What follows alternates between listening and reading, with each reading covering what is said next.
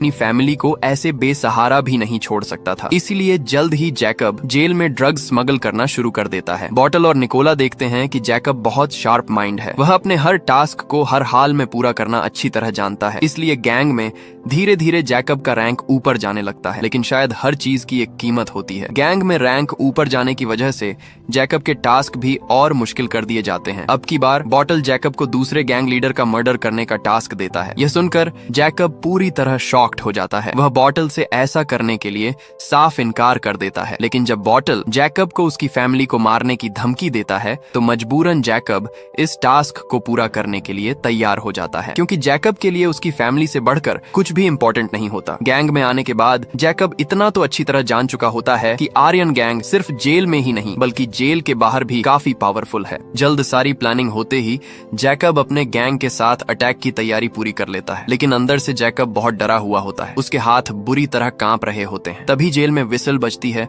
और target cell से बाहर आता है। उसे देखते ही जैकब अपने साथी के साथ उस पर टूट पड़ता है और उसे घसीटते हुए अपने सेल में ले आता है, जहां जैकब उस आदमी पर अपने चाकू से पहला वार करता है। अपने हाथ खून से सने हुए देखकर जैकब को कुछ सा हो जाता है। उसके बाद वह लगातार उस आदमी पर वार करता जाता है, जिसकी वजह से थोड़ी ही देर में उस आदमी की मौत हो जाती है। और यह देखकर जैकब अपने कपड़े बदलकर आराम से सेल से बाहर आ जाता है, जैसे कुछ हुआ ही न हो। इस घटना के बाद जैकब बहुत बदल जाता है। बोटल और निकोला का भरोसा भी जैकब पर कई गुना बढ़ जाता है, जिसके बाद गैंग के नियमों के मुताबिक जैकब की बॉडी पर गैंग का खास टैटू बनाया जाता है। और फिर यहीं जैकब का पुराना नाम बदलकर नया नाम मनी रख दिया जाता है, क्योंकि जैकब अब मनी बनकर ऑफिशियली आर्यन गैंग को ज्वाइन कर चुका होता है। जल्द ही बोटल से रॉक नाम का एक गैंगस्टर जेल में मिलने आता है, जो बोटल को उनके बॉस का मैसेज देता है। मैसेज में बोटल को पता चलता है कि बहुत जल्द इस जेल में सभी गैंग्स के बीच बहुत बड़ा दंगा होने वाला है, जिसमें बोटल को अपने गैंग के साथ मिलकर ब्लैक गैंग के लीडर का मर्डर करना है। ये सब जानने के बाद बोटल मनी को इस काम के लिए चुन लेता है। जल्द वह दिन भी आ जाता है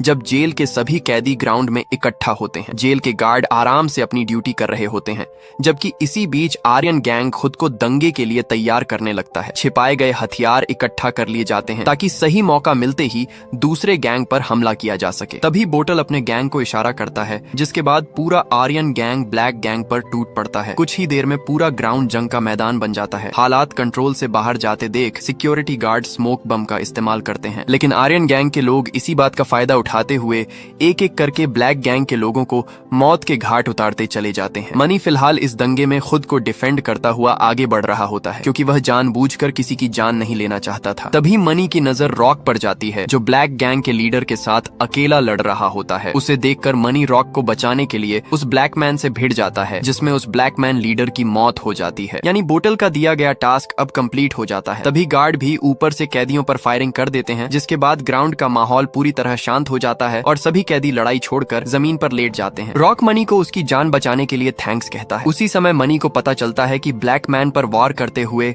वह सीसीटीवी में रिकॉर्ड हो गया है। यानी अब उसके खिलाफ मर्डर केस फाइल करने के लिए पुलिस के पास पक्के सबूत हैं, जो उसकी सजा को और बढ़ाने के लिए काफी थे। जल्द मनी पर मर्डर केस का चार्ज लगाकर ट्रायल स्टार्ट किया जाता है, जिसमें सबूतों के आधार पर उसे पूरे 8 साल और उम्र कैद की सजा सुना दी जाती है। कैटरीन, जो हियरिंग के दौरान अदालत में मौजूद होती है, अपने हस्बैंड